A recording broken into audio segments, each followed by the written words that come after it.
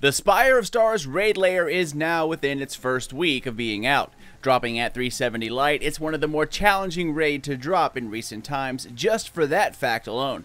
But with the right coordination and teamwork, it is really not that difficult of a raid. This is part 1 of my Spire of Stars Raid guide, The Statue Garden. With these tips, tricks, and strategies, you will easily get past this first encounter. What's going on, Guardians? Sly here, back at it with one of 4 different videos on how to beat the new raid layer, Spire of Stars.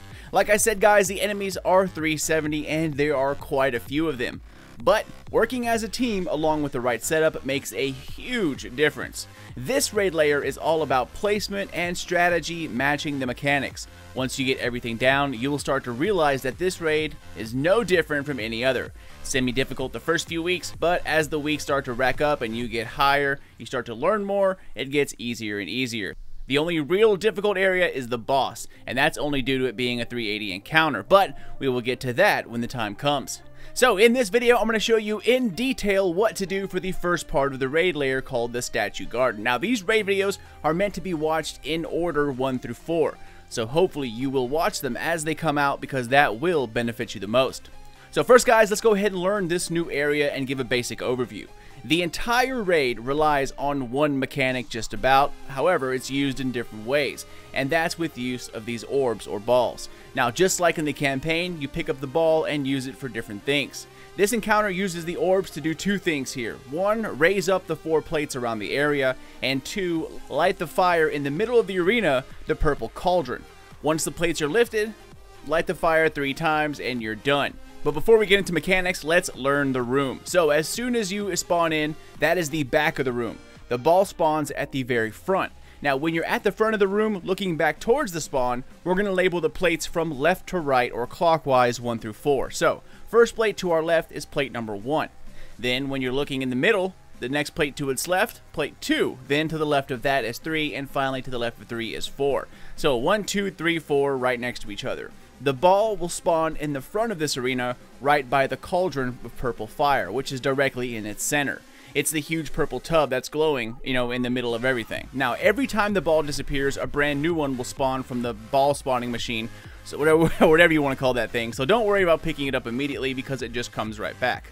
Also, take notice to the very tall pillars next to each plate. There are 4 of them in total, just like the plates, and they burn small blue fire. They're important indicators, but keep that in the back of your mind for now because they will come into play a little later on. So go ahead and assign 4 people to each plate. Once you have the 4 plates claimed, the other 2 without a plate will be on ad control. One will stay up front, which we'll call quarterback, and the other one will help in the back between plates 2 and 3, just doing ads. Remember, the front is where the ball spawns, and quarterback stands in front of the ball spawning machine, and it will sort of hike it right into their hands, in which then you immediately throw it to plate holder 1. Plate holder 1 steps onto the plate with the ball, throws it in the middle. This will officially start the encounter. However, first, let's go ahead and talk about the details. So there are basically 2 status effect mechanics in play here. There is Greed and Engulfed. These will follow you throughout the raid and are in every encounter. Now if you look at the plates, they have what I like to call a white wisp emanating on top of them. The wisp is coming from the triangle in the center of these plates. These triangles will also be at every encounter within this raid, and they will always have the wisps coming out of them. So the idea here is to pass around a charged ball from plate to plate in order to remove the shield over the purple cauldron in the center of the arena and then throw the charged ball into it to light it up. Now, you remove the shield over the cauldron by raising up the plates 1 by 1. Now you have to use the ball in order to raise them up. If you step into the whisk without a ball, and remember the whisk is on each and every plate, it will give you a status effect called Engulfed, which is pretty much a death sentence you cannot get rid of unless you are thrown the ball.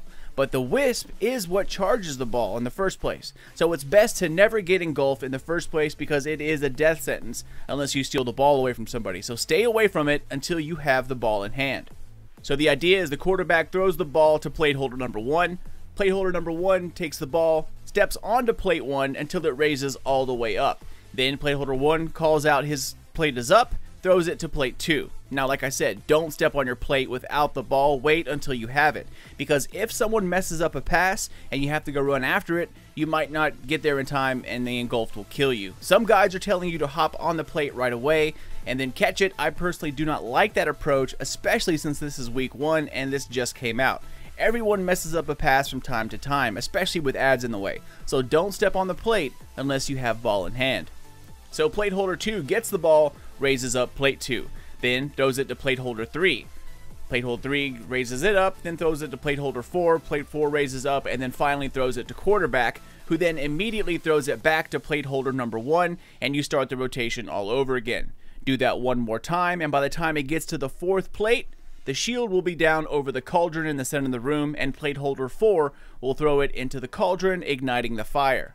That is 1 round or phase. You do that 2 more times, and you're done. Quarterback gets the ball hiked to him from the ball spawner and then has to immediately throw it to plate 1.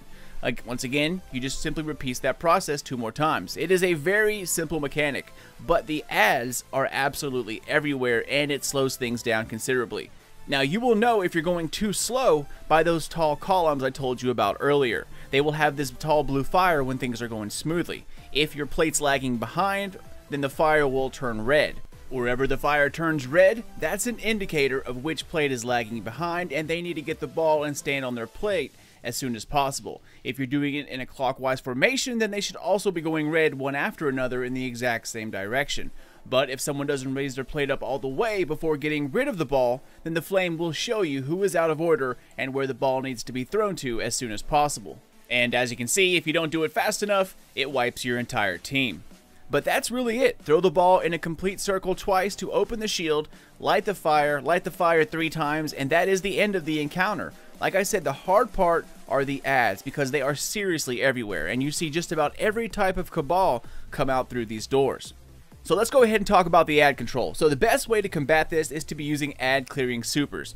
Dawnblade with the bottom tree to extend the super when you kill ads. Striker, same thing. Use the bottom tree so your super stays out longer the more you kill.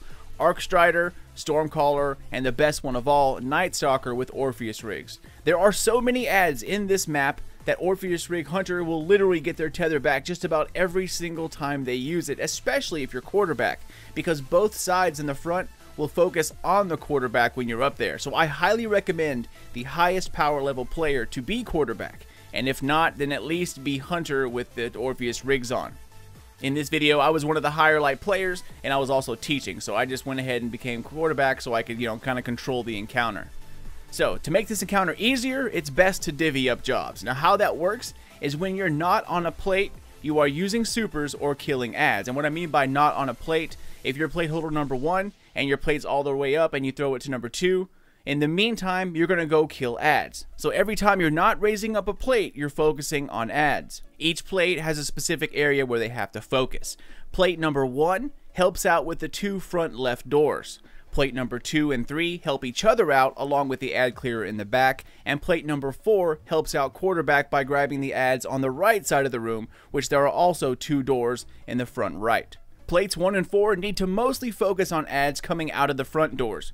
Quarterback will pick up the rest. Plates 3 and 4 get the back doors, while the Guardian in the back on ad duty will mop up the rest. Alright Guardians, and the final ad advice we're going to talk about is how to deal with yellow bars. Shotguns and Sleeper helps out the most here. As soon as you start the encounter by lighting the fire, 2 beefy Centurion Majors come out of the back 2 doors immediately. They're kind of up in the middle between the 2 plates. They need to be taken care of as soon as possible. So plate holders 2 and 3 should be facing those doors right off the bat as soon as the encounter starts, getting ready to take them out as quick as possible. The Centurions up front, in front left and front right, will not come out until the ball makes its way around 1 full circle. So quarterback needs to be aware that right after you throw the ball back to plate 1 the second time, you will see Majors come out. 2 sleeper shots each, and you're good to go. Once you light the fire a couple more times, you will start to get those butchers at the very last round. These guys immediately start to rush the plate holders along with the spawning Centurion. And here is where a shotgun comes in handy if you're a plate holder. They are majors, so they take a ton of damage, and you can't hop on the plate to get away from them because the engulf status effect will kill you. So take care of them as soon as you see them, and that will make life a lot easier. Once you see the butchers, quarterback has to kill 2 more centurions along with a few more waves, while the ad clear in the back does the same thing. Throw the ball from plate to plate, 1, 2, 3, 4, repeat until the shield in the middle of the arena goes down and the cauldron is accessible. Throw the charged ball into the cauldron and boom, you my friends have just completed the first encounter. This is really not that hard of an encounter to complete, and you will get this done after the team settles in and gets a feel for everything. Now, like I said, time is everything here, and you need to be quick, so don't just throw the ball in someone's general direction. Try actually throwing it to them if at all possible. If not, then throw it at the base of their plate. If you're throwing it to quarterback and he or she is a bit overwhelmed, throw the ball at the spawning machine. It's a central location that they can get to easily, and then immediately pass it back to plate 1.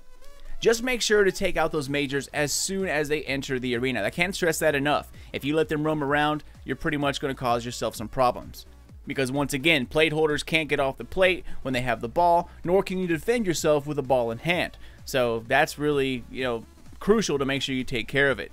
And that is really about it, Guardians. You don't get much of a drop from this, but it does give you a highlight engram and possible emotes. So it is absolutely worth learning. Now, just as a reminder, this is the first week this raid is out, so in the future there could be other ways discovered that makes this an absolute breeze to clear. If that's the case, I will post updated strategies later in the future. But for now, I am out of here, Nation. As always, thank you all so much for watching and for supporting Sly Nation. Feel free to check me out on Twitter or Facebook, Sly Nation Gaming. Take care, Guardians, and keep those eyes peeled for part 2 of my raid guide, which is the jumping puzzle and the 2 chests, including the exotic chest, which will be coming out next. But until then, this is your dude Sly, and I'll catch you all next time.